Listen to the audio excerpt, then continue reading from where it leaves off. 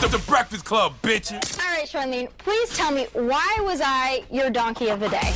Donkey today for Tuesday, May 17th, goes to 68-year-old Sandra Komaroff. Do you know who Sandra Komaroff is? Of course not, but I'm going to tell you. She is a relative of the cold-blooded, racist, bigoted murderer, Peyton Gendron. If you don't know who Peyton Gendron is, he's the 18-year-old thug who decided to go into a Tops-friendly market and take the life of 10 black people in Buffalo, New York this past weekend, sending healing energy to the families of the victims. I can't even begin to feel and don't ever want to feel what y'all going through right now. But Sandra Komaroff is the cousin of this thugs, okay, Peyton's mom, and I don't even know who asked her and why she did, but she decided to give her thoughts on why she felt like Peyton, committed the murders that he did. She was talking to the New York Post, and she said, and I quote, "I have no idea how he could have gotten caught up in this. I blame it on COVID." Now listen, we have blamed COVID for a lot of things, and rightfully so, but one thing we're not going to blame COVID for is racism. Okay, we're not going to blame COVID for bigotry. Unless COVID is code for the American way, there is no logical reason to blame this on COVID, but I will continue. Sandra Komaroff said Peyton was very paranoid about getting COVID, extremely paranoid to the point that his friends were saying he would wear a hazmat suit to school. Listen, what was the key thing they told us to do to avoid getting COVID?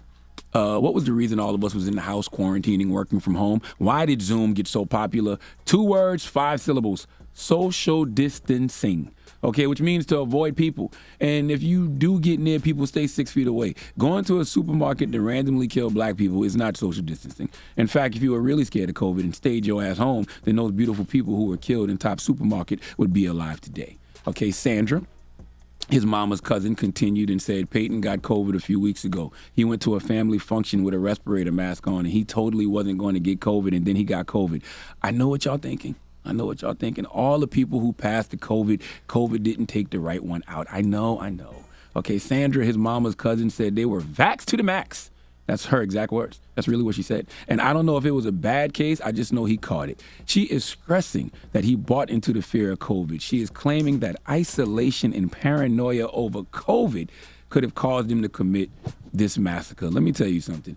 It's no secret I suffer from bad anxiety. Okay, a lot more manageable now because of therapy and other mindfulness techniques I've been practicing over the years. So, you know, I understand being under the fear of isolation and paranoia, but what that got to do with being racist? Okay, what that got to do with being a bigot?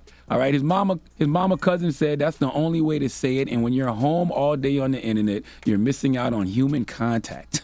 There's a lot of emotions and a lot of body language you're not getting as when you see their face. Again, what the F does this have to do with your 18-year-old thug-ass cousin Peyton being a racist, bigoted mass murderer? Then her husband David chimed in and said, in theory, COVID could have affected what they call the lizard brain. Oh, all you YouTube conspiracy theorists out there, I think he's admitting that Peyton is potentially a blood-drinking, flesh-eating, shape-shifting, extraterrestrial, reptilian humanoid with only one objective, and that's murder. Her husband said, I can't say it's impossible, but maybe that would happen 1 out of so many millions of times. What the hell are they even talking about? Don't nobody get the benefit of the doubt like a white man in America. Okay, Peyton was a racist bigot who wanted to kill black people. Full stop. Okay? That's it. It's a story as old as time. And by his time, I mean in the history of this country. Peyton just carrying on tradition. This is an oldie, not goodie. Okay, Sandra said, I don't understand the racist thing because my family is the farthest thing from racist. I've never heard a racist comment from him, from his parents. It's almost like he just snapped. Something in him broke. No, something in Peyton activated. Okay, I don't know if people are inherently evil, but I do not and will not ever understand racism, okay? Can you imagine hating someone simply because they aren't the same race as you? You think your race is superior, mine is inferior, therefore you get to decide whether I live or die? The thing that saddens me the most about this is that it's never gonna stop. There is no cure for racism. There is no cure for hate. There is no cure for bigotry. I think a lot of us have been waiting for old people with that racist mentality to die, but this thug Peyton Gendron was 18. So it seems like it's a never-ending cycle, and sadly, we're going to have to deal with this forever, and the internet don't make it any better. You know, Sandra, said, I don't know where he went online, the dark web, and he got into some nasty stuff. No, he got into some American stuff. He found his tribe. And since this country doesn't, want to teach the real history of America, thugs like Peyton buy into false narratives online, lies online, misinformation online, like white replacement theory, okay, that puts fuel on their racist fire. Look, America, we can't heal what we don't reveal. And hell, when it comes to racism, even when it's revealed, I don't think it can be healed. Like I said before, there is no cure for racism. There is no cure for hate. There is no cure for bigotry. It's a never-ending American cycle that always has been and sadly always will be. And until we can deal with the truth of that matter, nothing, and I mean nothing, will change. Dave and Sandra, I need you both to shut the F up forever. Okay, COVID has taken a lot of lives.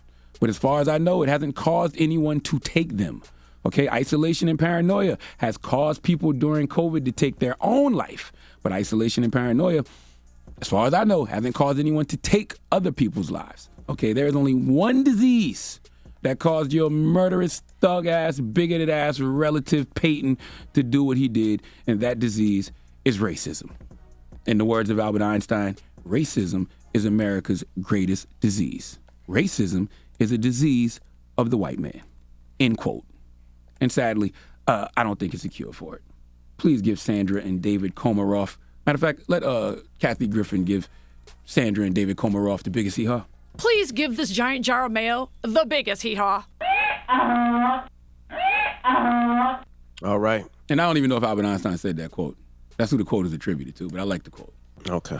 Donkey of the Day is brought to you by the law office of Michael S. Lamonsoff. Don't be a donkey. Dial pound 250 on your cell and say the bull if you've been hurt in a construction accident. That's pound 250 from your cell and say the bull.